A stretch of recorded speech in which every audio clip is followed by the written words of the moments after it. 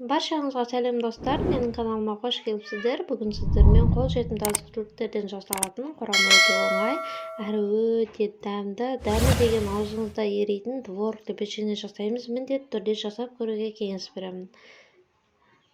Ол үшін ыдысқа жұмыртқамызды, үстінен қантты және бөлме температурасындағы жұмсақ сары майды және қаймағымызды саламыз. Бәрін жақсылап араластырып аламыз. Үстінен разрыхителімізді саламыз және араластырамыз. Ұнымызды салып қамыр илейміз. Көп ұн қосудың қажеті жоқ. Біздің қамырымыз осындай болуы қажет. Пакетке салып демалдырамыз.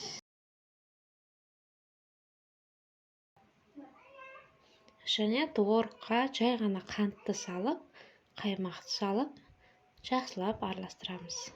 Кормушка қалмау керек, өте жақсы осылай үгітілуі керек, араласу керек. Дайын қамырымызды кішігірім бөліктерге бөліп аламыз. Осылай.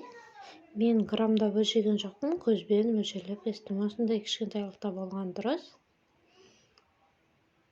Ал енді жаямыз. Сопақтау етіп жайыңыз. Творогымызды салып, қамырдың екінші бетін қайтарамыз. Бір-біріне жабыстырмаймыз, жай ғана қайтарамыз. Осылай қайтаруымыз керек. Және бетіне жұмыртқамызды жағып, алдын ала қыздырылған пеште пісіріп аламыз. Міндетті түрде пештеріңіз қызып тұрған болсын.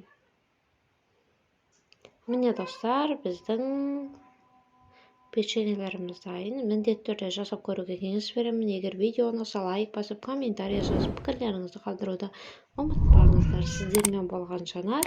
Назарларыңызға рахмет. Жасап жатсаңыздар ас болсын.